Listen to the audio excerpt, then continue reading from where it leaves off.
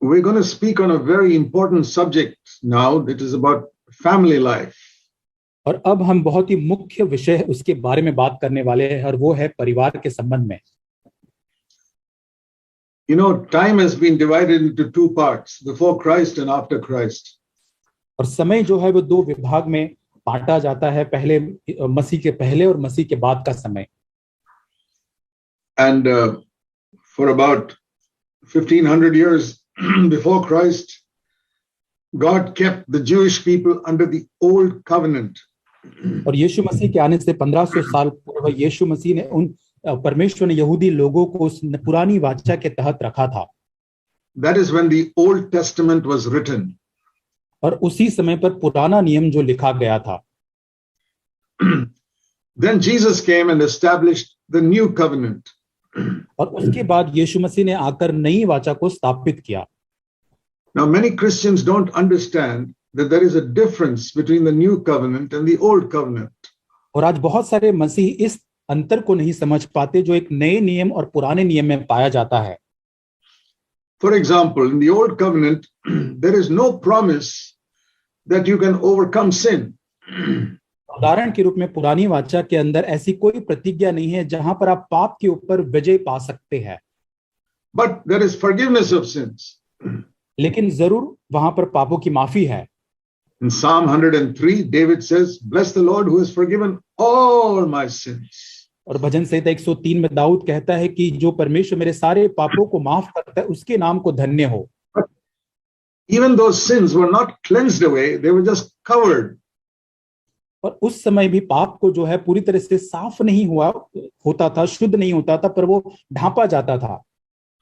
Psalm 32 says, "Blessed is the man whose sins are covered." और भजन संहिता 32 में लिखा है कि धन्य व्यक्ति जिसके पाप ढांपे जाते हैं.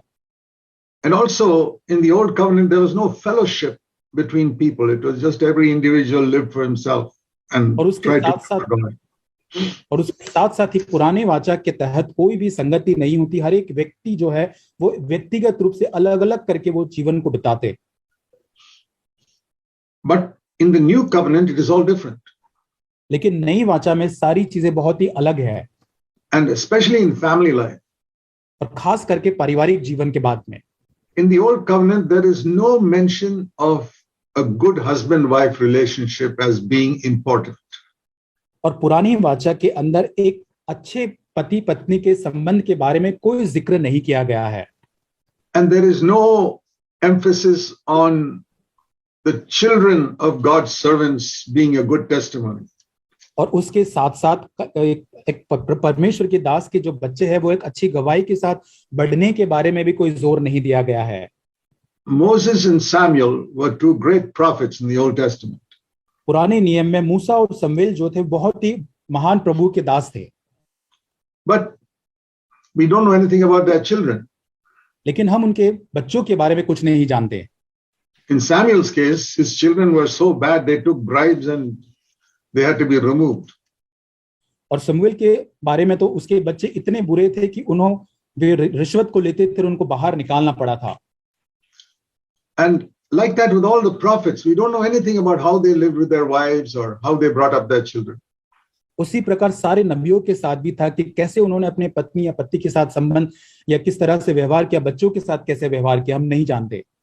That does not mean that family life is not important. और इसका ये अर्थ नहीं होता कि परिवार का कोई अर्थ नहीं है, पारिवारिक जीवन का. But because Jesus had not defeated Satan yet. और क्योंकि तब यीशु मसीह ने शैतान को पूरी तरह से हराया नहीं था. So people could not expect to overcome Satan in the Old Testament. और तब उसी के कारण पुरानी वाचा में अंदर लोगों से अपेक्षा नहीं थी कि पाप के ऊपर विजय पाते. Many people don't know that Jesus not only died for our sins on the cross, he also defeated Satan on the cross. बहुत सारे लोग ये नहीं जानते कि यीशु मसीह केवल पापों के लिए हमारी क्रूस पर मरा नहीं, लेकिन उसने उसके साथ पापों के ऊपर भी विजय प्राप्त की है. If you don't know that Jesus died for all our sins, you will always remain unsure whether your sins are forgiven. और यदि आप ये नहीं जानते कि आप निश्चित नहीं है कि यीशु मसीह आपके लिए उस क्रूस के ऊपर मारा गया, तो आप अनिश्चित रहेंगे आपकी माफी के संबंध में. And If you don't know that Jesus has defeated Satan on the cross, you will always be defeated by Satan. और अभी यदि आप जानते हैं कि यीशु मसीह के द्वारा वो क्रूस के ऊपर हराया गया है तो वो भी हराया जाएगा. So it is through knowing the truth that we become free. और सत्य को जानने के द्वारा ही हम आजाद होते हैं. So Jesus died to forgive our sins. Jesus died to defeat Satan. और यीशु मसीह इसलिए मरा ताकि वो हमारे पापों के लिए उस कलवरी क्रूस पर और वो शैतान को भी हराने के लिए क्रूस पर मरा. Keep that in mind when we think about family life. और जब हम परिवार के बारे में सोचते हैं तो इस बात को आप याद करें. So now we turn to Genesis chapter 1. उत्पत्ति की किताब पहला अध्याय. And we read in verse 27. 27 वचन में हम पढ़ते हैं. God created man in his own image. In the image of God, he created him, male and female, he created them. और उत्पत्ति 1:27 तक परमेश्वर ने अपने स्वरूप में मनुष्य को रचा. अपने ही स्वरूप में परमेश्वर ने मनुष्य की रचना नर और नारी के रूप में की. In the whole universe, no one else was created in God's image. और सारे ब्रह्मांड या संसार भर में परमेश्वर के स्वरूप में और कोई भी वहां पर उसकी सृष्टि नहीं की गई थी. No angel is created in God's image. और कोई भी स्वर्गदूत परमेश्वर की प्रतिमा में नहीं बनाया गया था. Only man and woman. केवल नर और नारी.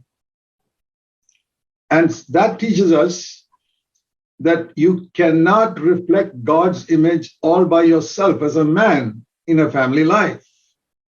और ये बताता है कि हम हमारे पारिवारिक जीवन में अपने आप से हम परमेश्वर की प्रस्तुति नहीं कर सकते. If God has called you to a single life, then you can do it. यदि आप एक व्यक्तिगत अकेले जीवन जीने के लिए बुलाए गए तो आप ऐसा करेंगे. Jesus was single and he reflected the image of God perfectly. और यीशु मसीह ने पूरी तरह से सिद्ध रूपी से परमेश्वर की प्रतिमा को प्रस्तुत किया. But God wants married couples today to reflect the image of God. लेकिन परमेश्वर चाहता है कि विवाहित दंपति जो है वो परमेश्वर की प्रतिमा को प्रस्तुत करे. So if a husband does not respect his wife, and the wife does not respect the husband, that will be impossible. और यदि एक घर के अंदर पति या पत्नी एक दूसरे का आदर नहीं करते हैं तो ऐसे परिवार में इस बात का होना असंभव होगा. So we must remember this, that it is male and female, like we read here, that were made in the image of God. और हमें इस बात को याद करना है जैसे इस वचन में लिखा है कि नर और नारी एक साथ में परमेश्वर की प्रतिमा में बनाए गए.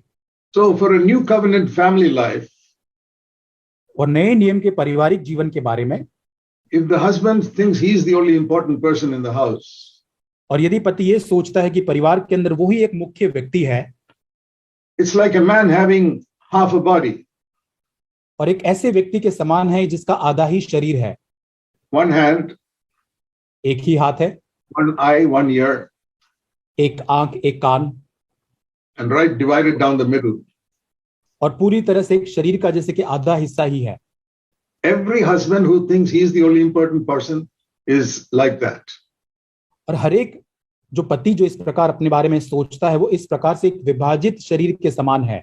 And every wife who despises her husband and thinks she alone is important is also like that. और हर एक पत्नी जो अपने पति को तुच्छ जानती है और ये समझती कि वो मुख्य है, उसी प्रकार वो भी है.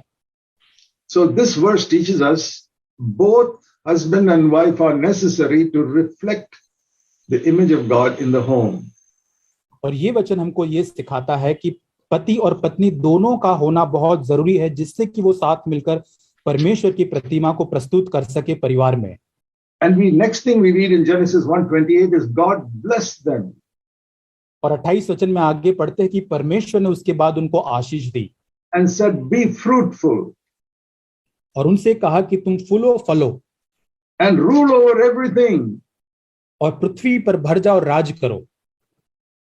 When God blesses you, और जब परमेश्वर आपको आशीष देता है, both husband and wife together, पति और पत्नी को एक साथ मिलकर, spiritual fruit will come in your home. और आत्मिक फल आपके परिवार में तब आएगा. That is the most important thing your children need. और यही बहुत ही मुख्य भाग है जो आपके परिवार में आपके बच्चों को चाहिए.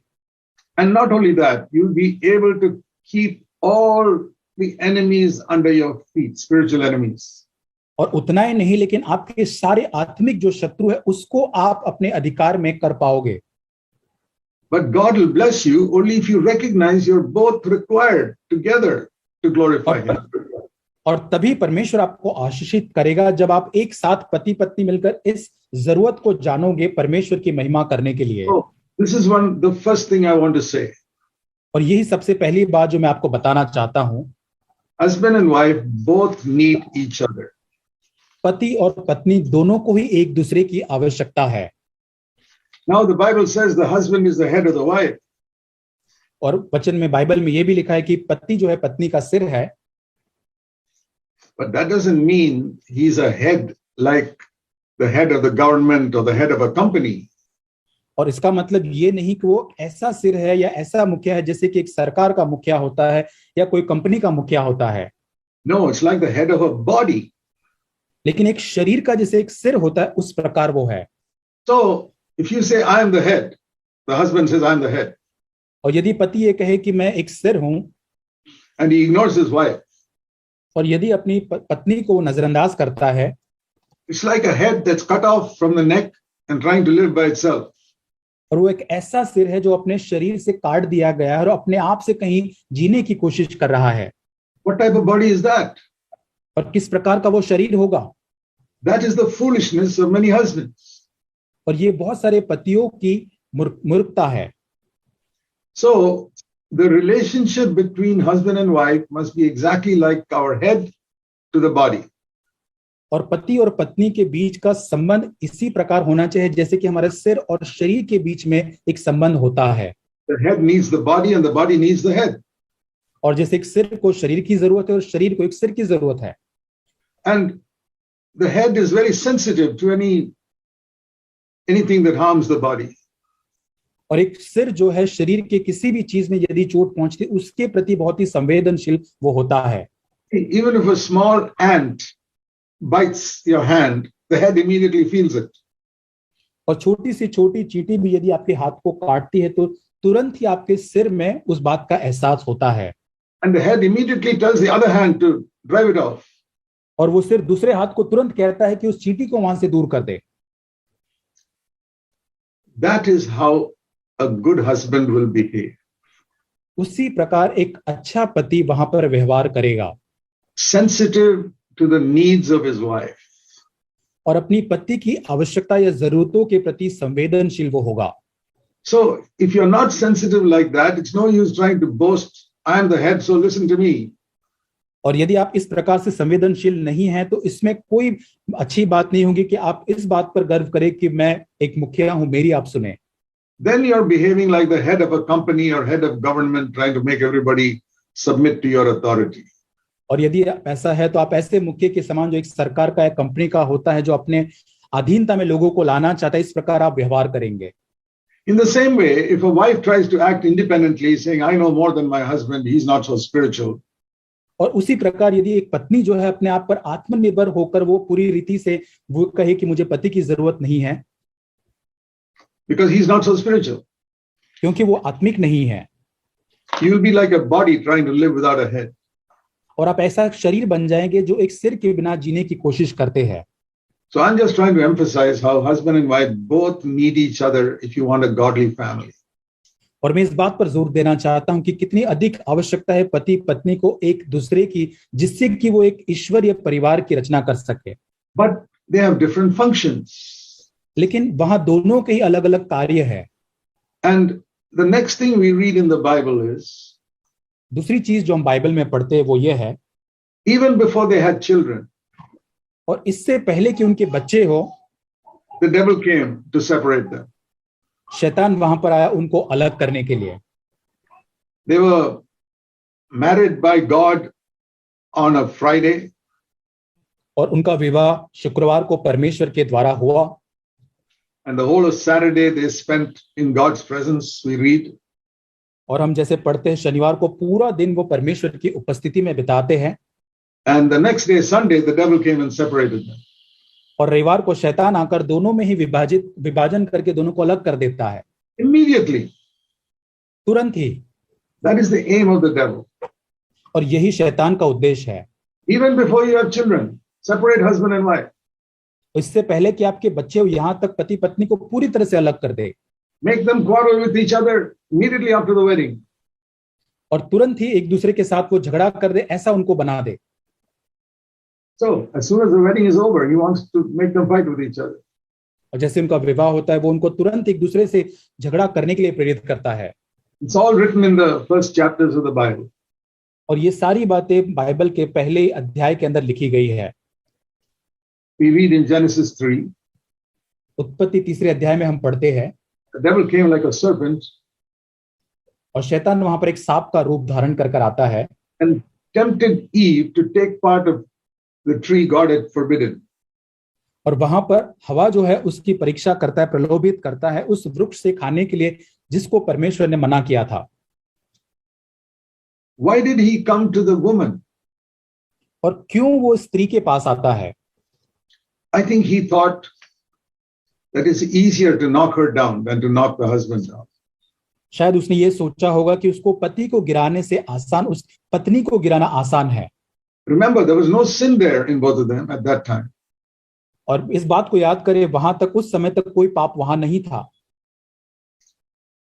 But what should Eve have done when the devil came to her? और जब शैतान हवा के पास आया तो हवा को वहां क्या करना चाहिए था? God had made both of them one. परमेश्वर ने दोनों को ही एक बनाया था। We read in Genesis 2:23, Adam says, "This is bone of my bone and flesh of my flesh." और उत्पत्ति 2:23 के अंदर हम पढ़ते हैं कि उनको एक बनाया गया था। आदम कहता है कि ये मेरी हड्डी में की हड्डी और मेरे मांस में का मांस है। They were one. और वो एक थे। And the devil was trying to cut off the head from the body. और शैतान वहां पर जो है उस सिर को उस शरीर से काटकर अलग करने की कोशिश कर रहा था। And all these 6,000 years since that time, that is what the devil is doing in every family. और उस समय के बाद 6,000 साल तक आज तक शैतान आज हर एक परिवारों में वही कार्य करता आ रहा है। Try somehow to separate husband and wife. किसी न किसी प्रकार से पति और पत्नी को अलग करने का प्रयास वो करता है। So, what was Eve's fault? और वहां पर हवा की क्या गलती थी? Before eating from the tree, what was her fault? और उस वृक्ष से उस खाने से पहले उसकी गलती क्या थी? She should have told the devil like this. और हवा को, शैतान को इस प्रकार कहना चाहिए था, I'm not alone. God has given me a partner. और मैं अकेली नहीं हूं, लेकिन परमेश्वर ने मुझे एक पार्टनर दिया है। I am bone of his bone and flesh of his flesh. और मैं उसकी हड्डी में की हड्डी और मांस में का मांस हूं। Let me just ask him and then I'll come back to you. और मुझे मेरे पति को जाकर पूछने दो, उसके बाद मैं आपके पास आती हूं। If every wife will say that, a lot of problems will be solved. और यदि हर एक पत्नी ऐसा यदि कहेगी तो बहुत सारी समस्याओं का समाधान होगा। And likewise, Adam should, if the devil had come to Adam, he should have said, "Let me pray with my wife and think about it." और उसी प्रकार यदि शैतान आदम के पास आया तो उसे भी ये कहना चाहिए था कि मेरी पत्नी के पास जाकर मैं प्रार्थना करता हूं, उसके बाद मैं आता हूं। So that's the next lesson we have to learn. और ये दूसरा पाठ है जो हमें सीखने की आवश्यकता The है। devil will come to separate you from your partner. पहली बार शैतान आपके साथी से आपको अलग करने के लिए आपके पास आएगा। And what should you do? और तब आपको क्या करना है? Say, "Let me pray with my husband. Let me pray with my wife." आपको ये कहना है कि मुझे मेरी पत्नी के साथ, मुझे मेरे पति के साथ प्रार्थना करने दो। So that's a very important lesson to learn right there.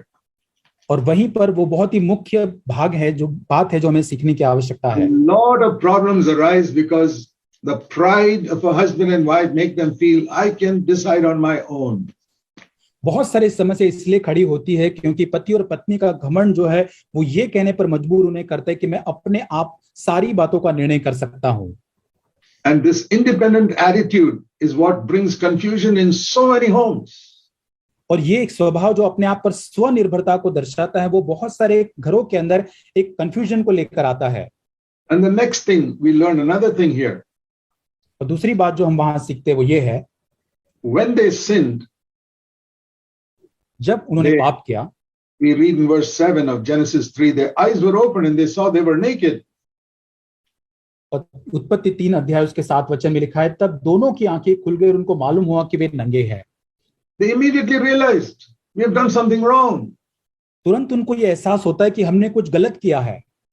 And then they should have gone running to God. Instead, God comes looking for them. और वहां पर उनको परमेश्वर के पास भागते हुए जाना चाहिए था, उसके बजाय कि परमेश्वर उनको ढूंढते हुए वहां पर आए। That shows us the great love of God, that He comes searching for us when we have a problem. और ये परमेश्वर का बहुत ही बड़ा प्रेम दर्शाता है कि जब कभी हम समस्या में होते हैं, परमेश्वर हमारे पास हमें ढूंढते हुए आता है। So, dear brother, sister, when you have a problem in your married life, remember God comes to help you. और प्रिय भाइयों और बहनों, जब कभी आपके विवाहित पारिवारिक जीवन में कोई समस्या होती है, इस बात को याद करें कि परमेश्वर आपकी मदद करने के लिए आपके पास आता है। Even before you seek Him, He is coming to seek for you. इससे पहले कि आप उसको ढूंढने जाए, परमेश्वर आपको ढूंढने के लिए आता है। The first miracle Jesus did was at a wedding in Cana. पहला चमत्कार जो यीशु मसीह ने किया था वो काना के विवाह में था। They did not have enough food for all the guests. और सारे मेहमानों के लिए उनके पास पर्याप्त भोजन नहीं था। The wine had run out. और वहां पर दाखरस खत्म हो चुका था। So Jesus came and solved it. He provided more than enough. और यीशु मसीह ने उस समस्या का समाधान किया और वहां पर उनके लिए वहां पर उनका प्रयोजन किया। There also we see, because Jesus was invited to the wedding, the problem was solved. वहां पर भी हम देखते, क्योंकि यीशु मसीह को उस विवाह में आमंत्रित किया गया था, वहां पर उस समस्या का समाधान हुआ। So always invite Jesus into your home. और इसलिए आपके घर में हमेशा यीशु मसीह को आप आमंत्रित करें। Then there'll be a fullness of wine, fullness of joy in your life. और तभी आपके जीवन के अंदर, परिवार के अंदर एक आनंद की भरपूरी होगी। So the next thing we read here is that when God came and asked Adam, what did you do? और दूसरी बात जब हम पढ़ते हैं कि जब यीशु मसीह ने आकर कहा, आदम से पूछा कि तुमने क्या किया, परमेश्वर ने पूछा क्या किया है तुमने। Immediately Adam points his finger at his wife. और तुरंत ही आदम अपनी उंगली अपनी पत्नी की ओर दिखाता है। He had eaten from the tree himself. और उसने भी उस वृक्ष से खाया था।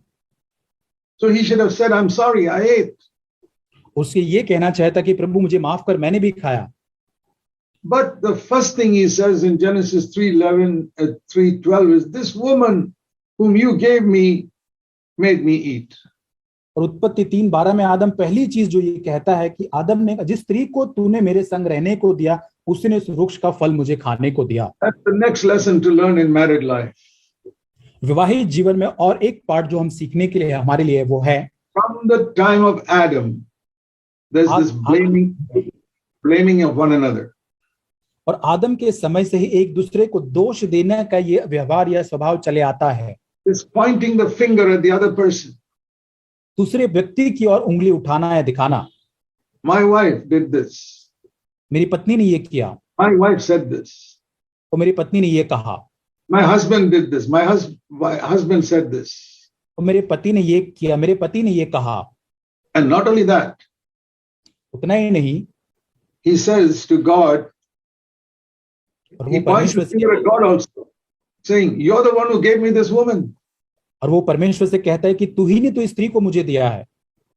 Genesis 3 and verse 12. उत्पत्ति 3:12 वचन। When you point your finger at your husband and wife, you're also pointing your finger at God. और जब आप अपनी उंगली दोष लगाने के लिए आपके पति या पत्नी की ओर उठाते हैं, तब आप परमेश्वर की ओर भी उस उंगली को उठा रहे हैं। Please remember that all your life. आपके जीवन काल में इस बात को आप याद रखें। Today, we don't point our finger like that, but we do it with our words. हमारी शारीरिक उंगली से हम इस बात को नहीं करते, पर हमारे शब्दों के द्वारा इस बात को हम आज करते हैं। Think of your own life. अपने स्वयं के जीवन के बारे में सोचें। How you blame your husband or your wife. कैसे आप अपनी पति या पत्नी को दोष लगाते हैं। If you hadn't done this, this would not have happened. और यदि तो ऐसा नहीं करता या नहीं करती तो ऐसा नहीं होता। You are the cause of the problem. उसी समस्या का सारा कारण तू ही है। This blaming goes on even in Christian homes. और आज मसीही परिवारों के अंदर भी ये दोष लगाने का स्वभाव जारी रहता है। Very often there is no difference between a Christian home and an atheist home. और अधिकतर जो मसीही परिवार है, जो नास्तिक परिवार, उन बीच में, उस परिवारों में कोई अंतर नहीं है। We are supposed to be the light of the world, but the darkness is in our homes. और हम परमेश्वर के लिए एक ज्योति होनी चाहिए जगत में, लेकिन हमारे घरों में ही अंधकार आज है। We need to repent of it. और हमें उससे मन फिराना है। To all of you married people, I say, और सारे विवाहित लोगों से आज मैं कहना चाहता हूं, repent. मन फिराए।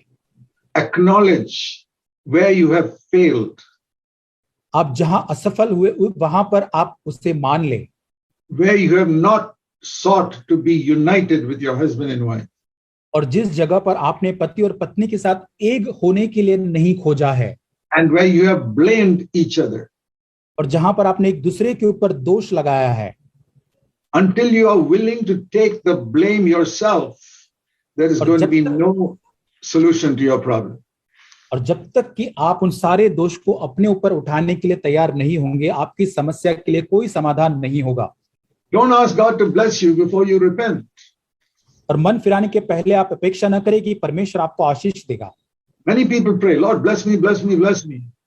बहुत सारे लोग प्रार्थना करते, प्रभु तू मुझे आशीष दे, आशीष दे। I say first repent. मैं कहता हूं कि पहले आप मन फिराए। First acknowledge your own sin, not your partner's sin. सबसे पहले आपके पापों को मान ले, आपके साथी के पापों को नहीं। And learn this lesson from Genesis 3. Stop blaming one another. और उत्पत्ति 3 अध्याय से इस पाठ को आप सीखे ताकि आप एक दूसरे के ऊपर दोष न लगाए। So the devil succeeded in separating these people from God and separating them from each other. और शैतान यहाँ पर बहुत ही सफल होता है इन लोगों को परमेश्वर से अलग करने के लिए और एक दूसरे से भी अलग करने में सफल होता है। That's what he did with Adam and Eve, and that's what he seeks to do in your life also. और वही शैतान ने आदम और हवा के साथ किया और आपके परिवार में वो आपके साथ भी यही करना चाहता है। So in the New Testament, we have to do it differently. नए नियम में हमें से भिन्न प्रकार से करना है। And for that we need the help of God. और उसके लिए हमें परमेश्वर की मदद की जरूरत है। That's why we are told to be filled with the Holy Spirit. और इसलिए हमें पवित्र आत्मा से भरे जाने के लिए कहा गया है। Turn with me to Ephesians chapter 5. इफिसियों की पत्री 5वां अध्याय।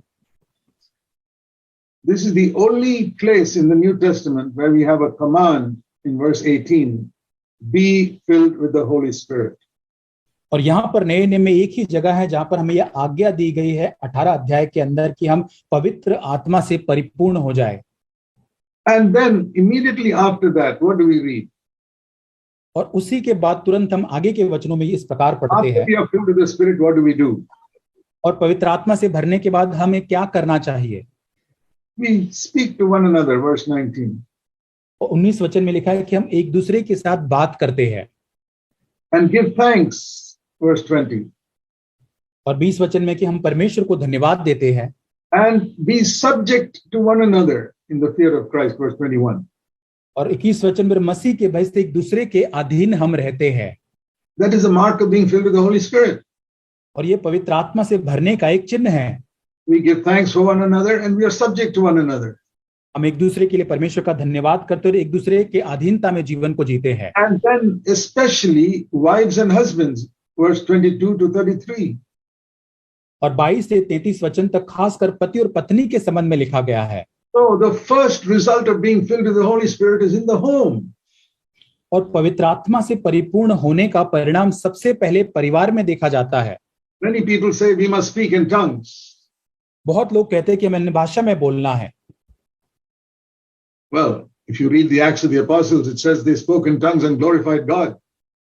और प्रेरितों के काम में यदि हम पढ़ते हैं तो जब वे अन्य भाषा में बोले और बोला और उन्होंने परमेश्वर की उन्होंने स्तुति की। But today many people who speak in tongues on Sunday morning go and shout at their wives on Sunday afternoon. और जो बहुत सारे लोग आज मसीह के लिए रविवार को वो अन्य भाषा में बोलेंगे और घर जाकर अपने पत्नी के ऊपर वो चिल्लाएंगे। That is a fake tongues. That's not real tongues. और ये एक नकली भाषा है, ये कोई असली अन्य भाषा नहीं है। 95% of the tongues you hear is all deception.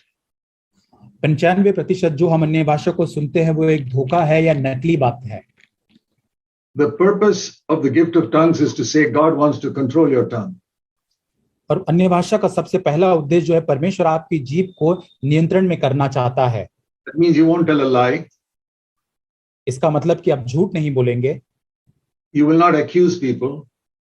आप लोगों को दोष नहीं लगाएंगे, You will not get angry with people. लोगों के साथ आप क्रोधित नहीं होंगे। That's the control of the tongue. और यही जीभ के ऊपर नियंत्रण करना है। But the people who speak in tongues don't believe that. और जो अन्य भाषा में लोग बोलते हैं वे इस बात पर विश्वास नहीं करते। That is why I say most of the tongues you hear is all fake. और इसलिए मैं कहता हूं कि जो सारी बातें अन्य भाषा आप सुनते हैं वो सारी बातें नकली है अधिकतर। Maybe some people receive a genuine gift, but they don't allow the Holy Spirit to control their tongue. और हो सकता है कि कई लोगों ने वास्तविक पवित्र आत्मा अन्य भाषा का दान पाया होगा, लेकिन पवित्र आत्मा को अनुमति नहीं देते कि उसकी जीभ पर नियंत्रण करे। One of the most important requirements in married life is to control your tongue. और विवाहित जीवन में सबसे बड़ी आवश्यकता जो है वो ये है कि आपकी जीभ के ऊपर नियंत्रण पाना। Ask God not for the gift of unknown tongues, but the ability to control your mother tongue. और परमेश्वर से आप मांगे, ये न मांगे कि अन्य भाषा में बोलने का वरदान, लेकिन आपकी जो मातृभाषा है उसमें आपकी जीभ को नियंत्रित करने का परमेश्वर से आप वरदान मांगे। That is why God fills us with the Holy Spirit. और इसीलिए परमेश्वर पवित्र आत्मा से हमें भरता है। Because as soon as Adam sinned, he used his tongue to blame his wife. और जैसे ही वहां पर आदम ने दोष लगाया, वहां पर वो अपनी पत्नी को दोष लगाता है। And that is the tongue which God wants to control when he fills us with the Holy Spirit. और उसी जीभ को पवित्र आत्मा हमें भरकर नियंत्रण में लाना चाहता है। Where we don't blame one another, but we help one another. और शायद हमें वहां पर दोष नहीं लगाना है, लेकिन हमें मदद करना है। But the next thing the Bible says in Ephesians 6 is children and parents. और इफिसियों 6 अध्याय के अंदर माता पिता और बच्चों के संबंध में लिखा गया है। That is also an important part of family life. और ये भी एक मुख्य बात है परिवार के जीवन का। In the Old Testament, how you brought up your children was not important. पुरानी वाचा में अपने बच्चों को आप कैसे बड़ा करते हैं वो इतना मुख्य भाग नहीं था। You could have wayward, useless children and still be a prophet like Moses or Samuel. और पूरी तरह से आपके एक दुष्ट भटके हुए बच्चे हो सकते हैं, लेकिन फिर भी आप शमूएल के समान एक नबी हो सकते हैं। But in the New Testament, it says in 1 Timothy 3, you cannot be an elder if your children are not being brought up properly. और नए नियम के अंदर पहला तीमुथियुस उसका 3 अध्याय में यदि आपके बच्चों को आपने सही में परवरिश करके बड़ा नहीं किया है तो आप अगुवे नहीं हो सकते हैं नए नियम में। And yet today there are so many pastors whose children are wayward. और आज बहुत सारे ऐसे पास्टर्स हैं जिनके बच्चे भटके हुए हैं। They should resign from pastorship and go and do some other job. और वहां पर वो पास्टर के पद से उनको छोड़ देना चाहिए और कुछ काम करना चाहिए। That's what 1 Timothy 3 teaches. और यही पहला तीमुथियुस 3 अध्याय हमको सिखाता है। He says, how can you bring up a church of 50, 60 people if you can't bring up 2, 3 children in your own home? और यदि आप अपने घर के अंदर 2-3 बच्चों को सही से बड़ा नहीं कर सकते तो कैसे कलीसिया के 15, 17 या 20 सदस्यों को आप कैसे उनको बढ़ा पाएंगे? We are filled with the Holy Spirit also to bring up our children properly. और हमें पवित्र आत्मा से इसलिए भी परिपूर्ण होना है ताकि हम अपने बच्चों को सही रीति से उनको बड़ा कर सके। God wants godly families to manifest the glory of Christ. और परमेश्वर को एक ईश्वरीय परिवारों की जरूरत है ताकि वो अपनी महिमा को प्रदर्शित कर सके। So, husband-wife relationship is very important. इसलिए पति पत्नी का संबंध बहुत ही मुख्य बात है, महत्वपूर्ण And है। next, very important is how you bring up your children. और दूसरा ही उसके बाद मुख्य बात कैसे आप अपने बच्चों को बड़ा करते हैं। I'll show you just one verse, Proverbs chapter 22. नीति वचन 22 अध्याय में बताना चाहता हूं एक वचन। There is a condition and a promise here. और यहाँ पर एक शर्त है और एक प्रतिज्ञा भी उसके साथ है। The command that God gives us and a promise that he gives us. और एक परमेश्वर जो आज्ञा देता है उसके साथ साथ जो उसने प्रतिज्ञा उसके साथ दी है। If you obey this command, he'll fulfill the promise. और यदि हम उसकी आज्ञा को पालन करेंगे तो उसकी वो प्रतिज्ञा हमारे जीवन में पूरी होगी। Of course, we need the power of the Holy Spirit to obey the command. और खास जरूर हमें पवित्र आत्मा की सामर्थ की जरूरत है उस आज्ञा का पालन करने के लिए। Proverbs 22:6. नीति वचन 22 उसका 6 वचन। Here is the command. और यहाँ वो आज्ञा है, Train up a child in the way he should go. लड़के को उसी मार्ग की शिक्षा दे जिसमें उसको चलना चाहिए। That's not easy. That's why we need the power of the Holy Spirit. और ये आसान नहीं, इस काम के लिए हमें पवित्र आत्मा की सामर्थ की आवश्यकता है। Don't ask for the gift of tongues. Ask God for grace to bring up your children properly. अन्य भाषा का वरदान न मांगे, लेकिन परमेश्वर से अनुग्रह मांगे जिससे कि परमेश्वर आपके बच्चों को आप सही मार्ग में बढ़ा सके। Bringing up your children properly is 1,000,000 times more important than speaking in tongues. और अन्य भाषा में बोलने से ज्यादा लाखों गुना अपने बच्चों को परमेश्वर के भय में बड़ा करना अच्छी बात But है। the devil always makes people taken up with the unimportant things. लेकिन शैतान हमेशा लोगों को जो मुख्य बात नहीं उसकी ओर खींचता है। This is most important. लेकिन ये सबसे मुख्य बात है। Train up your children in the godly way they should go. और लड़के को उसी मार्ग की शिक्षा दे जो ईश्वरीय मार्ग की जिसमें उसको चलना चाहिए। And here is God's promise. और यहाँ पर परमेश्वर का प्रतिज्ञा है, If you do that, यदि आप ऐसा करते हैं, when he is old, he will not depart from it. जब वो बुढ़ापे में भी उससे न हटेगा। What a promise it is. और कैसी कितनी बढ़िया प्रतिज्ञा है That your children will grow up with the Lord. और परमेश्वर को जानते हुए आपके बच्चे बड़े होंगे। But you got to fulfill the condition. लेकिन आपको उस शर्त को करना है। And when should you start teaching your children? आपको अपने बच्चे को सिखाने की आवश्यकता है। From the time they are born. जब से उनका जन्म होता है तब से। I have discovered that children understand. और मैंने ये देखा है कि जब बच्चे जो है तब से समझना आरंभ करते हैं, They understand the meaning of the word no, even when they are 1 year old. और जब वो 1 साल के ही होते हैं तब उनको जब नो या मना करने का जो शब्द है वो भी वो समझते हैं। It's one of the first words your children must learn. और सबसे पहली बात जो आपके बच्चों को सीखने की आवश्यकता है, When parents say no, you should not do that. और जब माता पिता कहते हैं बच्चों को ये नहीं करना है तो वो उन्हें नहीं करना है। They must learn to obey from the age of 1. और पहले 1 साल की आयु से ही उन्हें आज्ञा को मानना सीखना है। And if you are a parent like that, और यदि आप ऐसे माता पिता है तो your children will learn to follow the Lord. आपके बच्चे परमेश्वर का अनुसरण करना सीखेंगे। They will obey you and later on they will obey the Lord. वे आपकी माता पिता की आज्ञा को पालन करेंगे और बाद में परमेश्वर का भी पालन करेंगे। One more verse. और एक वचन, Proverbs 15. नीति वचन 15 अध्याय, Proverbs 14 and verse 1. नीति वचन 14 अध्याय वचन 1। The wise woman builds her house. हर बुद्धिमान स्त्री अपने घर को बनाती है, The foolish woman tears it down with her own hands. पर मूर्ख स्त्री अपने ही हाथों से उसको ढा देती है। Notice it doesn't say man, it says woman. और यहाँ पर आप ध्यान दें, पुरुष के बारे में नहीं लिखा लेकिन स्त्री के बारे में लिखा है। Because it is the mother who is most of the time at home. क्योंकि वो माता ही है जो सबसे अधिक समय अपने घर में बिताती है। The most important person to build the house. और बहुत ही महत्वपूर्ण व्यक्ति वो है परिवार को बनाने के लिए। Ephesians 6 says the fathers must teach their children and discipline their children. और इफिसियों 6 अध्याय के अंदर पिताओं के लिए लिखा गया कि उनको बच्चों को वचन को सिखाना है, उन्हें अनुशासित करना है। But then the woman must cooperate and she can build a house. लेकिन वहां पर पत्नी को सहयोग देकर उसको वो घर को बनाना है।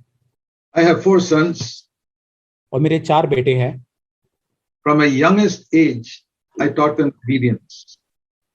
और बहुत ही कम आयु से ही मैंने उनको आज्ञा पालन करना सिखाया। And I taught them another thing, honor your parents.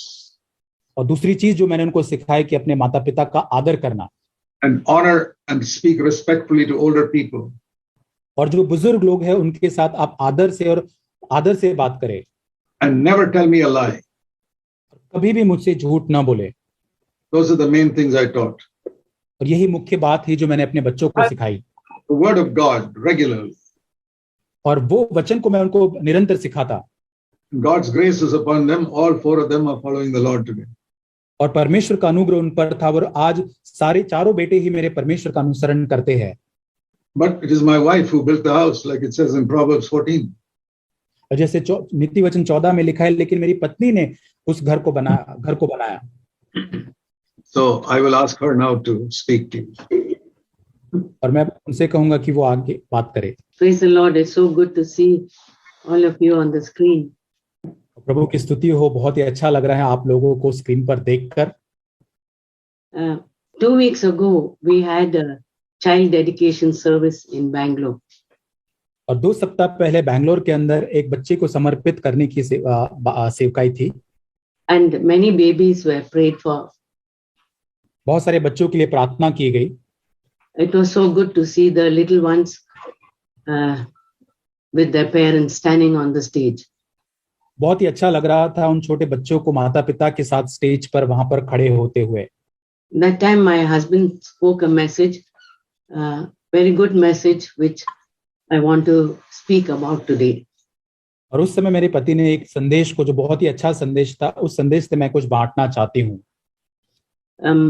First of all, I want to say, from the previous message which my husband spoke earlier today, the most important word in a married family's life is the word sorry. और सबसे पहले मैं जो पिछले संदेश में जो मेरे पति ने जो बातें की थी, उसमें से मुख्य बात मैं बताना चाहती हूँ। विवाहित जीवन के अंदर सबसे मुख्य बात, जो शब्द जो होता है, वो है सॉरी, या मुझे माफ करना। And that word we should never stop using till our dying day. और जब तक कि हमारी मृत्यु नहीं होती, तब तक उस शब्द का इस्तेमाल हम करते रहते हैं। To ask forgiveness and to forgive. और माफी मांगते रहना और माफी देना। And now I want to say a little bit about that message about Moses. और उस संदेश में से मैं कुछ बताना चाहती हूँ मूसा के बारे में। We read in Exodus 2 and Hebrews 11 verses 23 onwards about Moses. और हम Exodus 2 verses 1 to 10 and Hebrews 11 verse 23. We just keep it open. I'm not going to read from it. इस बात को हम निर्गमन उसके दूसरे अध्याय 1 से 10 वचन और इब्रानियों की पत्री उसका 11 अध्याय हम 23 वचन में पढ़ते हैं। We all know the childhood of Moses. और हम सभी जानते हैं मूसा का बचपन कैसे बीता। His parents are very poor people. और उसके माता पिता जो थे बहुत ही गरीब थे। But it must have been a very special family because all 3 children were used by God. और खास करके बहुत ही खास वो माता पिता रहे होंगे, क्योंकि तीनों ही बच्चों को उन्होंने परमेश्वर में बढ़ाया था। We know about Moses. Aaron was a high priest and Miriam was also used by God. और हम जानते हैं मूसा के बारे में, हारून के बारे में, जो एक मुख्य याजक था, और मरियम का भी वहां पे इस्तेमाल हुआ था। But from the early childhood, I was thinking of the that family life which they must have had. और मैं सोचती हूँ कि उनका बचपन का पहला समय किस प्रकार से गुजरा होगा। It was a very difficult time when they were treated as slaves in Egypt. और बहुत ही एक बड़ा कठिन समय रहा होगा जब मिस्र के अंदर एक गुलाम की तरह उनके साथ व्यवहार किया गया होगा। So can you imagine the father coming home groaning and sighing every day from his work? और हम सोच सकते हैं कि एक पिता जो है काम से बहुत ही पीड़ा के अंदर उस थकान के साथ कराते हुए घर पर वो आता है। Every day the condition of the work was getting harder and harder. और प्रतिदिन काम की जगह पर जो परिस्थिति बहुत ही कठिन और कठिन होती जाती है। But when he came home, maybe the first question he would ask his wife was, "How's the baby?" और जब वो इन सारी थकान से घर पर जब आता होगा तो पत्नी से पूछता होगा कि बच्चा कैसा है। Because at that time they wanted to kill all the boy babies. That was Pharaoh's command. और क्योंकि उस समय फिरौन राजा की जो आज्ञा थी, वो सारे ही जो नर बच्चे थे उनको मारने की आज्ञा थी। So the comfort and joy he would get from his hard work was seeing his beautiful baby alive and well. और यही उसके लिए एक प्रोत्साहन का कारण था कि जब वो घर पर जाकर अपने बच्चे को बहुत ही स्वास्थ्य के अंदर अच्छे से देखता था, that must have eased his pain and his tiredness to see his children safe and sound. और इसी प्रकार उसका सारा थकान अपने बच्चों को जीवित देखकर और दर्द से आराम से वहां पर जो आता था वो आराम होता था। Children are a gift from God to us. और बच्चे जो है परमेश्वर के दिए हुए वरदान है, They are our inheritance and we are their inheritance. और वो हमारी विरासत है और हम उनके लिए वो वरदान या विरासत है। And just like Moses, every child God gives us is a beautiful child. और जैसे मूसा था उसी प्रकार हर एक बच्चा जो दिया जाता है परिवार के अंदर बहुत ही मूल्यवान और सुंदर होता है। And in Exodus we read that they were not afraid of the king's command. और निर्गमन में हम पढ़ते हैं कि वे राजा की आज्ञा से बिल्कुल डरे हुए नहीं थे, Because they had faith that we read in Hebrews 11. और जैसे हम इब्रानियों की पत्री में पढ़ते हैं उनके अंदर वो विश्वास था। Not to be afraid because we have faith in our living God. और क्योंकि हम जीवित परमेश्वर में अपने विश्वास को रखते इसलिए हमें डरने की आवश्यकता नहीं। And that faith held them up during those difficult days. और वो विश्वासी था जिन्होंने उस कठिन परिस्थिति के अंदर उनको बनाए रखा। For 3 months somehow they hid that child safely. 3 महीनों तक सुरक्षित उस बच्चे को उन्होंने संभाल के रखा छिपाकर। It's very difficult to hide a baby in a house. और एक घर में बच्चे को छिपाना बहुत ही कठिन बात है। When babies cry and people might come to know, yeah, there's a baby. Is it a boy or a girl? Should we kill it? और जब बच्चा रोता है तो सब कभी को पता चल सकता है कि वो लड़का है लड़की, उसको मारा जा सकता था। How difficult it must have been for the mother and so stressful for her. और कितना कठिन वो माँ के लिए रहा होगा, कितना वो उसके लिए बहुत ही स्ट्रेसफुल रहा होगा, तनावपूर्ण रहा होगा। But she must have taught the older children to take responsibility in that home. और बहुत एक समय के बाद उसने उन बच्चों को भी सिखाया उन जिम्मेदारी को लेना। Maybe she would have told Miriam, you can sing well. As soon as the baby starts crying, you start singing loud, so nobody will hear. और हो सकता है कि शायद उसने मरियम को मूसा के लिए गीत गाने के लिए सिखाया होगा, जब कभी वो रोता होगा तब आपको गीत गाना है ताकि उसकी रोने की आवाज किसी को सुनाई ना दे। And Aaron, when you play with your friends, don't tell anyone we have a baby here. और जब हारून को ये सिखाया गया होगा कि जब कभी आप अपने बच्चों से मित्रों से खेलते हैं तभी ये कभी ना कहे कि हमारे पास एक बच्चा है घर पर। Those are the thoughts that came to my mind.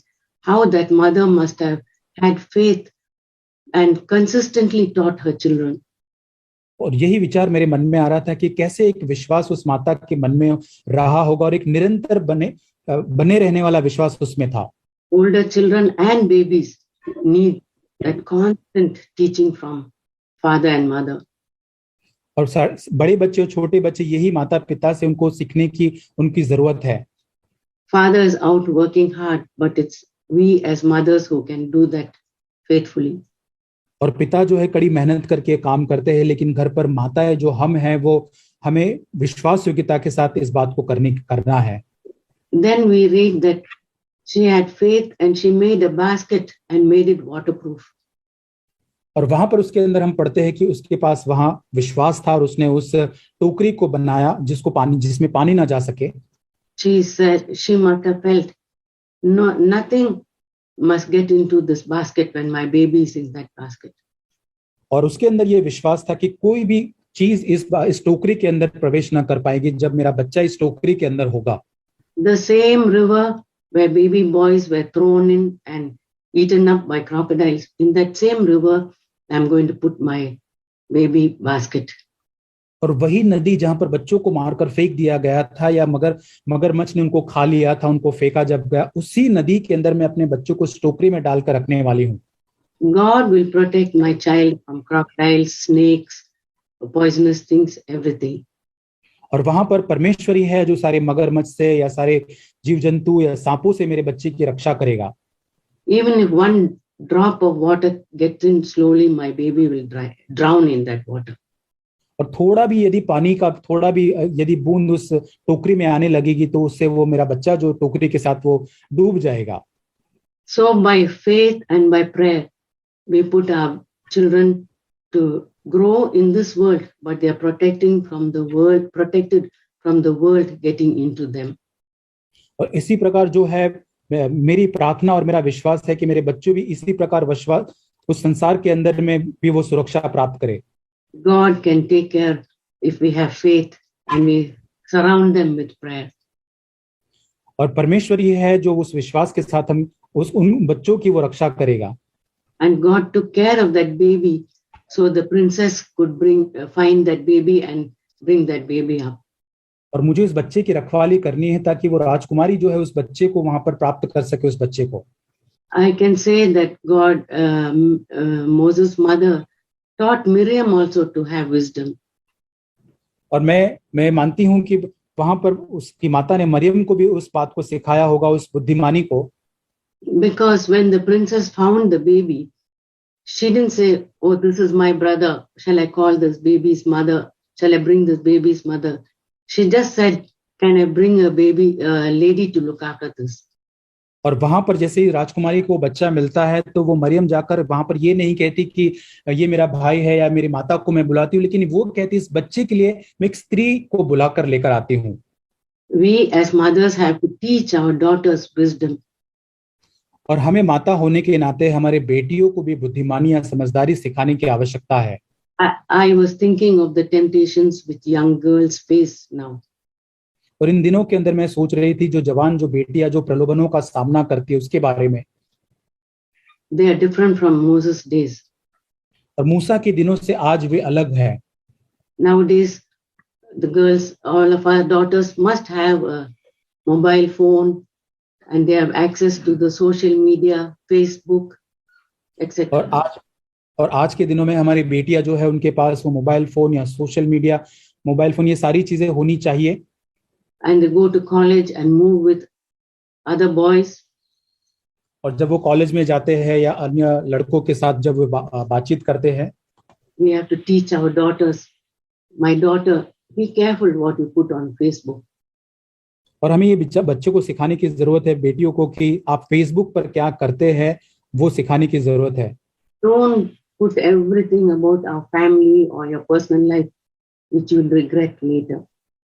और सारी चीजों के अंदर हमें ये सिखाने की ताकि हम पारिवारिक कभी भी उस बात का खेद ना हो. You may not understand now, but later you may regret. और वास्तविक अभी शायद आप उसे समझ नहीं पाओगे, लेकिन बाद में आप उसको समझोगे. Like that, we have to warn our daughters many things before they go into the world. और उसी प्रकार हमारी बेटियों को हमें चेतावनी देने की जरूरत है ताकि बहुत सारी चीजें जो इस संसार के अंदर होती है उससे भी सचेत हो सके. And one day we will reap the reward of what all we have taught our children. और अपने बच्चों को सिखाई हुई सारी बातों का एक दिन हम उस फसल को या कटनी को हम प्रतिफल को देखेंगे. So Pharaoh's daughter gave the baby to the mother of Moses and said, "Take care of this child and I pay you." और फिरौन की बेटी ने उस बच्चे को मूसा की माता को दिया और कहा कि इस बच्चे की देखभाल करना और मैं उसके लिए आपको पैसा या दूंगी. And I've heard my husband say, the Lord is telling us that take care of this child and I will pay you. और जिस प्रकार वो कह रही थी कि मैं इस बच्चे का ख्याल रखना और मैं इसके बारे में मैं इसका पैसा दूंगा. Our reward is not what salary they can give us or what comfort they can give us in our old age. और हमारा प्रतिफल ये नहीं कि हमारे बुढ़ापे के अंदर हमारे किस प्रकार ख्याल करेंगे, हमें क्या देंगे, वो नहीं है. Our reward is from the Lord. और हमारा प्रतिफल तो परमेश्वर से है. And he will take care of us till the end. और अंत तक वही हमारी देखभाल करेगा. And Moses' mother must have taught faithfully Moses many things. और मूसा की माँ ने मूसा को विश्वास योग्यता से बहुत सारी चीजें सिखाई होगी. She realized that in a few years' time, she has to take this boy to the palace. और उसने ये बात को जान लिया उस माता ने कि कुछ सालों के बाद इस बच्चे को उस राजमहल में ले जाया जाएगा. Now we are living in poverty, but one day he will have to handle riches. और अभी तो हम एक गरीबी के अंदर जीवन को जी रहे हैं, लेकिन एक दिन ऐसा आएगा जहां पर वो बहुत ही धनवान या अमीरी के अंदर जीवन को बिताएगा.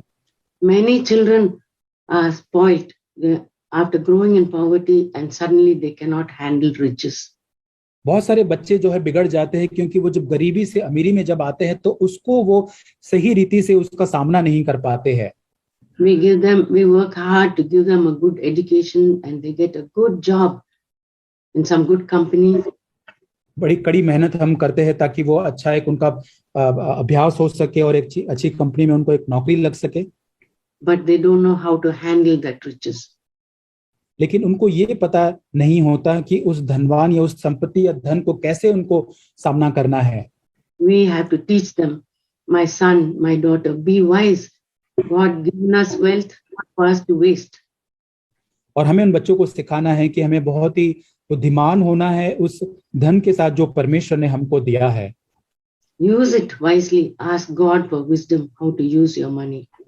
और बहुत ही बुद्धिमानी के साथ हमें उसका इस्तेमाल करना है और परमेश्वर से हमें बुद्धि को मांगना है उसे इस्तेमाल करने के लिए. He will teach you how to help other people. और वो ही सिखाएगा कि अन्य लोगों की आप मदद सहायता कैसे कर सकते हैं. How to take care of needy people. जरूरतमंद लोगों को कैसे आप देखभाल कर सकते हैं. How to save wisely for the future. Everything. और भविष्य के लिए आप कैसे बुद्धिमानी के साथ आप उन बातों को बचा के रख सकते हैं. I just want to mention few things which Moses' mother must have taught him. और कुछ बातें मैं बताना चाहती हूँ जो मूसा की माता ने मूसा को सिखाया होगा. If we read in Hebrews 11 from verse 23 onwards, we can see some of those things. और इब्रानियों की पत्री 11 अध्याय जब हम पढ़ते हैं 23 वचन से आगे उन बातों में से कई बातों को हम देख पाएंगे. Because she knew the time is very short. और मूसा की माता जानती थी कि समय बहुत ही कम है. She must have taught him that you are not when you go to the palace, remember you are not the son of that princess. You are not an Egyptian. और वहां पर उसने ये सिखाया होगा कि जब कभी तू राजमहल में जाए तो इस बात को याद करना कि उस राजकुमारी का तू बेटा नहीं, तू एक मिस्री नहीं है. You may grow up in the palace with all the wealth, but you're really a child of God. You belong to the chosen people of God. और तू उन सारी धन संपत्ति या राजमहल के अंदर बड़ा हो सकता है लेकिन तू परमेश्वर का चुना हुआ एक बेटा है. We heard this Proverbs 22:6. Train up a child when he's young, and when he's old, he will not grow from it. You know that verse. और हमने नीति वचन 22:6 में पढ़ा कि उस बच्चे को शिक्षा दे जिस मार्ग में उसको बढ़ना होगा, जब बुढ़ापे में वो उससे अलग न हटेगा. So from that small age, she must have taught that important lesson. Remember, really, you're a child of God in your heart. और एक छोटी आयु से यही पाठ मूसा को सिखाया उसने होगा कि अपने हृदय में इस बात को याद रख कि तू परमेश्वर का बेटा है. So many years later, he refused to be called the son of Pharaoh's daughter. We read in Hebrews 11. और इब्रानियों 11 में हम पढ़ते बहुत सालों के बाद मूसा जो है वहां पर उस फिरौन की बेटी का पुत्र होने से इनकार कर देता है. We read all that in Hebrews 11:23 onwards. और इब्रानियों 11:23 वचन से आगे इन बातों को हम पढ़ते हैं. Then she taught him, you must choose to suffer with God's people. और उसके बाद उसे सिखाया गया कि परमेश्वर के लोगों के साथ दुख भोगने के लिए. Don't hide your identity. You must choose to suffer the reproach which is on God's people. और अपनी पहचान को आप ना छुपाए लेकिन परमेश्वर के लोगों के साथ दुख भोगने के लिए भी तैयार रहे. Then she taught him, you choose not to enjoy the fleeting pleasures of sin.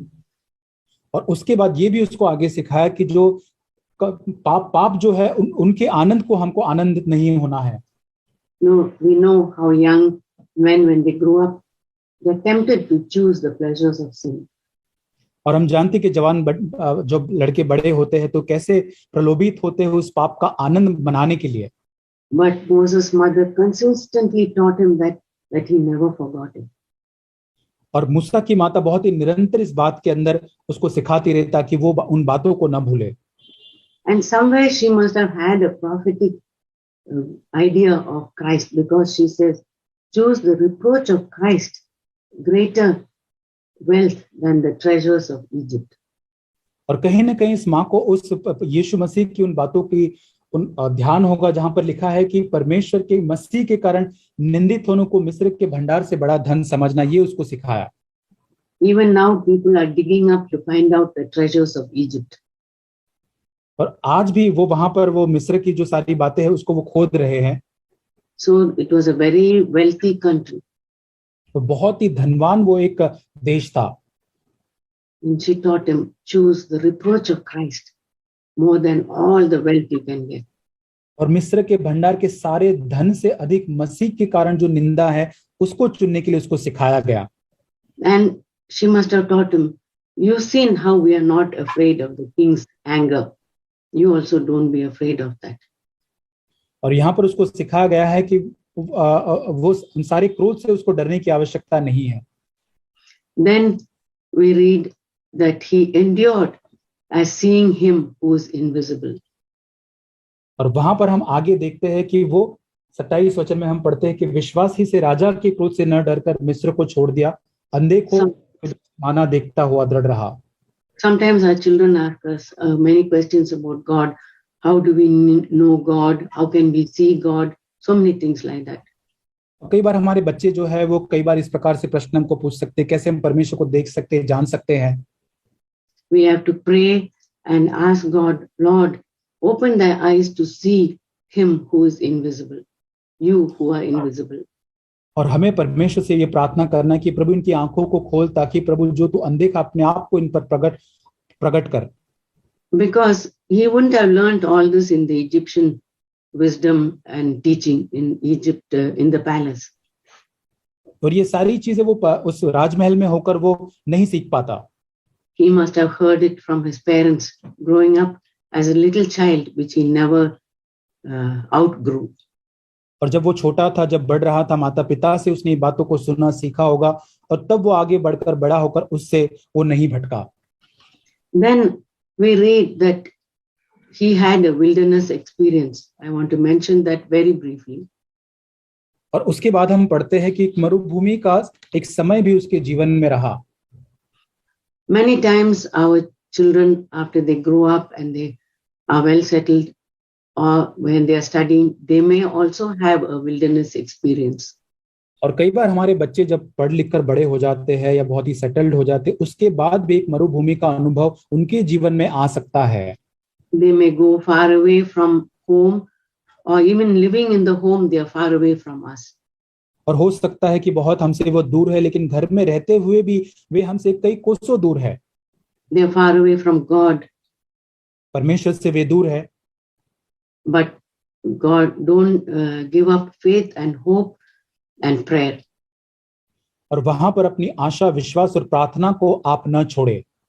Just like that basket which Moses' mother prepared, that prayer will bring our children back to the Lord. और जैसे उस मूसा की माता ने इस टोकरी को बनाया, वैसे ही वो प्रार्थना होगी जो हमारे बच्चों को वापस लेकर आएगी। God has ways of meeting children like that. और वैसे ही परमेश्वर के पास अपने तरीके हैं उन बच्चों को लाने के। So 40 years Moses was far away from that experience of knowing God. और 40 साल तक वो वहां पर दूर रहा। Then God arranged a circumstance which attracted his attention. और 40 साल परमेश्वर के दूर हो रहने के बाद परमेश्वर ने उन परिस्थितियों का निर्माण किया ताकि उसको अपनी ओर आकर्षित कर सके।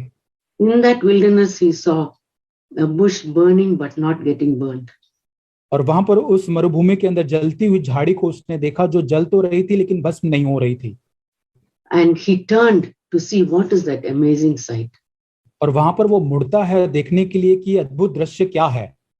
So God will do something to make our backslidden children turn to God. और परमेश्वर कुछ ऐसा अद्भुत करेगा ताकि हमारे जो भटके हुए बच्चे उनको उसकी ओर वो मोड़ ले। Because from the beginning God has opened our eyes to see that this is a beautiful child.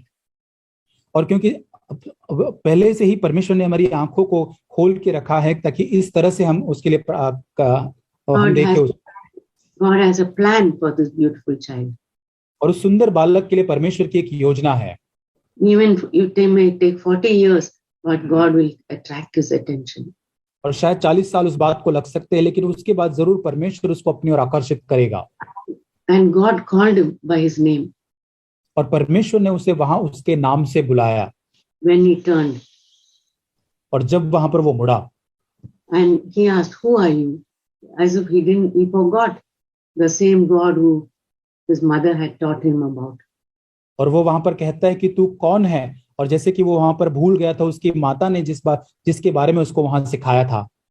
How God wonderfully answered. He said, "I am." और वहां पर परमेश्वर कितने अद्भुत रीति से उसको उत्तर देता है कि मैं हूं। I am the God your mother and father taught you about. और मैं वही परमेश्वर हूं जिसके बारे में तुम्हारी माता और पिता ने तुमको सिखाया था। I am the God who watched over you all these years when you were away from me. और इतने साल जब तुम मुझसे दूर थे, मैं ही वो परमेश्वर हूं जिसने तेरे ऊपर अपनी नजर को बनाए रखा है। I am the God who is now calling you and will lead you. और मैं ही वो परमेश्वर हूं जो नाम लेकर तुझे बुलाता और मुझे तेरी जरूरत है और तेरी अगुवाई करूंगा। I am the God who will take care of all your needs and strengthen you and use you.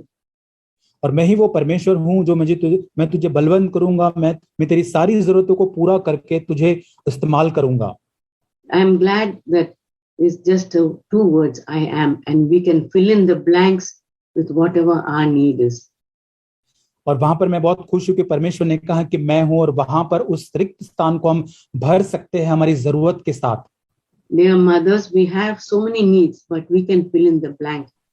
God is there. I am the one who will meet that need.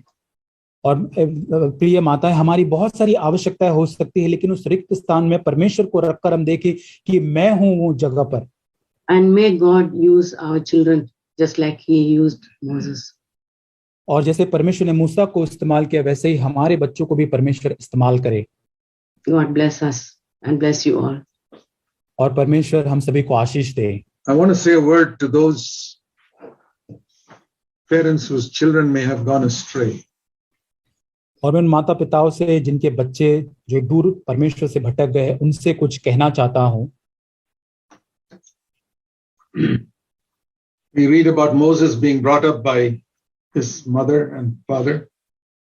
मूसा के बारे में हम पढ़ते हैं कि कैसे उसके माता पिता द्वारा उसको बड़ा किया गया। When he was 40 years old, जब वो 40 साल का था, he refused to be called Pharaoh's daughter, Pharaoh's son. और वहां पे फिरौन की बेटी का पुत्र होने से उसने इनकार किया। He refused to choose the riches of Egypt.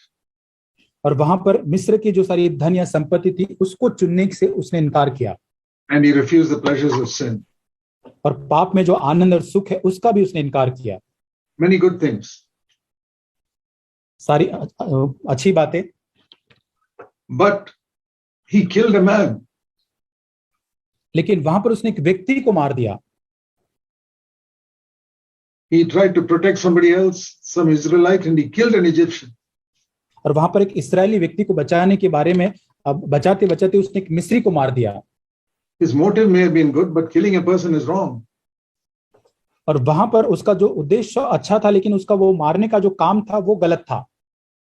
And yet, God used him 40 years later. लेकिन उसके बावजूद भी 40 साल के बाद परमेश्वर उसका इस्तेमाल करता है। But God had to break him for the next 40 years. लेकिन आने वाले 40 साल के लिए परमेश्वर को मूसा को तोड़ने की आवश्यकता थी। At 40 years, Moses killed a man. और 40 साल जब वो था तब उसने एक व्यक्ति को उसने मारा। But after God had broken him in the next 40 years, at the age of 80, he became the greatest man of God in that time. और लेकिन उसके बाद 40 साल दरमियान परमेश्वर ने जब उसको तोड़ा, तब वो 80 साल की आयु में परमेश्वर का एक महान दास बन पाया। I believe many of you God-fearing parents have brought up your children well. और मैं आशा करता हूं कि आप में से बहुत सारे माता पिता जो है परमेश्वर का भय मानने वाले बच्चों को अच्छे से बड़ा किया है आपने। But maybe some of them, after they have left home, have fallen into some bad ways. लेकिन कई बार वो घर छोड़ने के बाद शायद वो बच्चे कई सारी बुरी बातों में शायद वो गिर गए होंगे। Think of if one of your children killed somebody. और सोच के देखिए कि आपके बच्चों में से एक बच्चे ने किसी का खून किया, किसी को मारा हो, That is the worst possible thing. और ये सबसे बदतर एक परिस्थिति हो सकती है। I don't think that's happened to any of your children. और मैं नहीं आज सोचता कि आप में से किसी के बच्चों ने ऐसा किया होगा। Whatever way your children have gone astray is much less than murder. और किसी भी रीति से आपके बच्चे शायद भटके होंगे, वो खून या हत्या करने से कम ही होगा। And yet that Moses who murdered, God made him a man of God. और इसी मूसा जिसने हत्या किया था, परमेश्वर ने उसको एक परमेश्वर का जन या दास बना दिया। So your children may have gone astray in some way.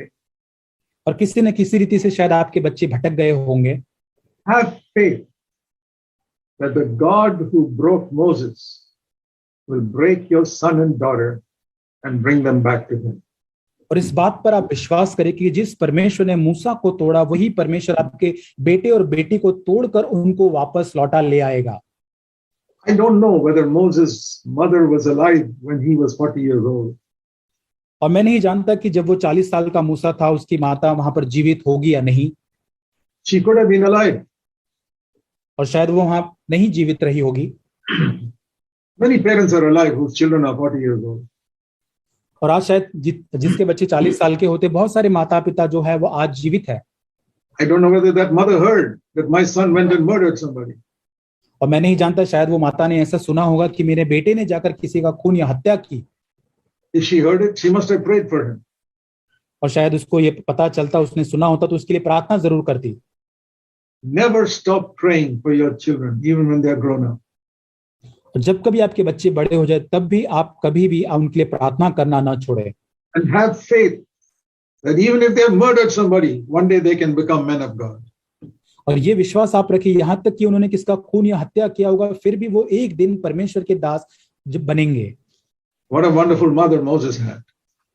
और कितनी अद्भुत माता मूसा के लिए थी। Be mothers and fathers like that to your children. और आपके बच्चों के लिए वैसे ही माता और पिता आप बने। Have faith that no matter how much my children go astray, I'm going to pray and they're going to come back to the Lord. और इस बात का विश्वास करें कि कितना ही अधिक मेरे बच्चे भटक क्यों न गए हो, लेकिन मैं प्रार्थना करूंगा और वो परमेश्वर उन्हें वापस लौटा ले आएगा। Remember this, God is on your side against the devil. इस बात को हमेशा याद रखें कि शैतान के खिलाफ परमेश्वर हमेशा आपकी ओर है। Do you have a troublesome child at home? यदि बहुत ही आपको समस्या देने वाला बच्चा यदि आपके घर पर है, I have seen many children who grew up in a troublesome way who are wonderful godly believers today. और मैंने ऐसे बहुत सारे बच्चों को जो समस्या देते हुए परिवार में बढ़ते हैं, लेकिन आज वो बहुत ही ईश्वरीय रूप में आगे है। All I say to parents is don't give up faith. और यही मैं माता पिता से कहता हूं कि उस विश्वास को आप न छोड़े। You remember a widow, Jesus said about a widow who went to a judge saying, the enemy is troubling me. और आप जानते हैं यीशु मसीह ने एक विधवा के बारे में जो न्याय के पास जाकर कहते हैं कि मेरा शत्रु मुझको परेशान करता है। Read it in Luke 18 sometime. आप लूका 18 में उसको आप पढ़ सकते हैं। A widow is one of the most helpless people in the world. और वहां पर जो विधवा जो है वो संसार में पूरी रीति से एक असहाय व्यक्ति होती है। That widow had no husband, no children. वो विधवा का कोई पति नहीं, ना कोई बच्चे हैं। But an enemy was troubling her. लेकिन वहां पर शत्रु आकर उसको परेशान करता है। He went to the judge, kept on asking and got justice. और वहां पर उस न्यायी के पास जाकर जाती है और उसके पास जाकर उसके बाद उसको न्याय मिलता है। Please take time to read Luke 18 verses 1 to 8. और आप लूका 18 1 से 8 वचन को पढ़ने के लिए समय निकालें। And please take it seriously. Read that passage. और उस वचन के भाग को आप पढ़े और गंभीरता से उसे ले। Luke 18 verses 1 to 8. और लूका 18 अध्याय 1 से 8 वचन। And see how she got an answer. और आप देखते हैं कि कैसे उसको वहां उत्तर मिलता है। Jesus said, an unrighteous judge answers like this. Don't you think your heavenly Father will answer you? यीशु कहता है कि अधर्मी न्यायी कैसे उसके उत्तर को देता है, तो क्या परमेश्वर तुम्हारा उत्तर न देगा तुम्हारी प्रार्थनाओं का? Just like that widow said, an enemy is troubling me. और जैसे उस विधवा ने कहा कि वो शत्रु जो मुझको परेशान कर रहा है। You go to God and say, Lord, an enemy is troubling our marriage. और आप परमेश्वर के पास जाकर ये कहे कि एक शत्रु है जो मेरे विवाह को परेशान कर रहा है। The same devil who troubled Adam and Eve, Lord, is come to trouble our marriage also. और वही शैतान जिसने आदम और हवा को जाकर परेशान किया, आज हमारे विवाह को आज आकर वो परेशान कर रहा है। And the same devil who made Cain kill Abel is troubling our children also. और वही शैतान जिसने कैन को हाबिल को मारने के लिए प्रेरित किया, वो हमारे बच्चों को भी परेशान कर रहा है। But Lord, I have faith. You are going to solve every problem in our marriage and deliver our children also. लेकिन प्रभु, हमारे पास ये आज विश्वास है कि हमारे विवाह में पाए जाने वाली हर एक समस्याओं का समाधान करेगा और हमारे बच्चों को भी तो वापस लौटाएगा। I can give you one promise. और मैं एक प्रतिज्ञा आपको दे सकता हूं, Based on Luke 18, those first 7 verses. और लूका 18 और 1 से 7 वचन पर आधारित, That if you pray in faith like this, और यदि आप विश्वास में होकर इस प्रकार प्रार्थना करेंगे, your marriage problems can be solved totally. और आपके विवाह की जो समस्या तकलीफ है पूरी रीति से वहां पर समाधान उसका आ जाएगा। All your children, the Lord will bring to him. और सारे आपके बच्चे जो है परमेश्वर अपनी और उसके लौटा ले आएगा। But you must be like that widow in that story. और उस कहानी में पाए जाने वाली विधवा के समान आपको होना है। Day and night you cry out to God. और दिन रात परमेश्वर को दुहाई देना है। Not in desperation saying, oh, I don't know whether it will work. और इस प्रकार नहीं कि ये काम करेगा या नहीं करेगा, But with faith saying it will work. और विश्वास के साथ कहे कि ये ऐसा ही होगा। My marriage will become glorious. और मेरा विवाह जो है वो महिमामय होगा। Not for our honor, but Christ will be glorified. और हमारे आदर या महिमा के लिए, लेकिन यीशु मसीह की महिमा के लिए। All my children will follow Jesus. और मेरे सारे बच्चे मसीह यीशु का अनुसरण करेंगे। I have faith for that. और मेरे पास उस बात के लिए विश्वास है। Will you pray like that for your marriage and for your children? और क्या आप अपने विवाह के लिए और अपने बच्चों के लिए इस प्रकार प्रार्थना करेंगे? And don't say, oh, Brother Zach, you don't know how bad things are in our family. और आप ये न कहे कि भाई जैक, आप नहीं जानते हमारे परिवार में कितनी परिस्थितियां खराब चल रही है। I don't care how bad it is. God is almighty. He can solve any problem. और मुझे परवाह नहीं कितनी बद से बदतर परिस्थिति आपके घर पर है, परमेश्वर सर्वशक्तिमान है, सारी परिस्थितियों में वो समाधान ला सकता है। Pray, our Father who art in heaven. ये प्रार्थना करे, हे पिता जो तू स्वर्ग में है। Lord Jesus who defeated Satan on the cross. और यीशु मसीह जो उस क्रूस के ऊपर शैतान को पराजित किया, Please defeat Satan in our marriage and defeat Satan in our children. और वही यीशु मसीह हमारे परिवार, हमारे विवाह के अंदर, हमारे बच्चों के अंदर जो है वो शैतान को पराजित करेगा। I remember when I was praying for the fullness of the Holy Spirit. और मैं याद करता हूं कि जब मैं पवित्र आत्मा से परिपूर्ण होने के लिए प्रार्थना कर रहा था, I said, Lord, I don't care how long it takes. और मैंने कहा, प्रभु मुझे परवाह नहीं कि कितना अधिक लंबा समय इसमें लगता है, Any number of years. कितने ही साल लग जाए, I will not give up until you answer my prayer. और प्रभु मैं तब तक हार नहीं मानूंगा जब तक कि तुम्हारी प्रार्थना का उत्तर नहीं देगा। And God met with me 10 years later. 10 साल के बाद परमेश्वर वहां पर मुझे मिला। Are you willing to pray 10 years? और क्या आप इच्छा रखते हैं 10 साल तक तैयार है प्रार्थना करने के लिए, Day and night. रात और दिन? How hard you work to make money. और पैसा कमाने के लिए कितना कड़ी मेहनत आप करते हैं। It doesn't take long to pray.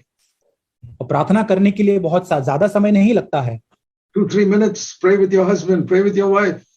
और अपने पति या पत्नी के साथ 2 या 3 मिनट आप प्रार्थना कर सकते हैं। For your marriage and for your children. अपने विवाह के लिए और आपके बच्चों के लिए। And once your family is redeemed, then you can start praying for other families. और जब आपका परिवार छुड़ाया जाएगा तब और परिवारों के लिए भी आप प्रार्थना कर सकते हैं। God doesn't want to bless only your family. He wants to bless others through you.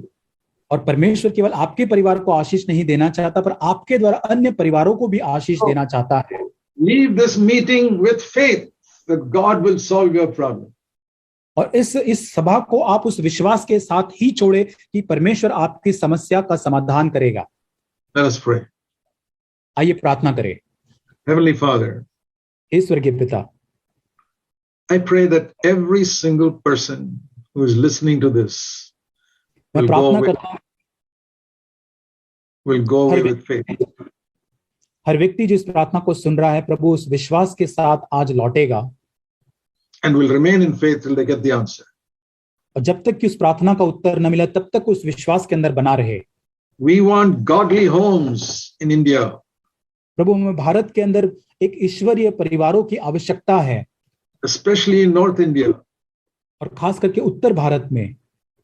that are a testimony for you. प्रभु वो आपके लिए गवाही बन सके, In Jesus' name, यीशु मसीह के नाम से, Amen. आमीन।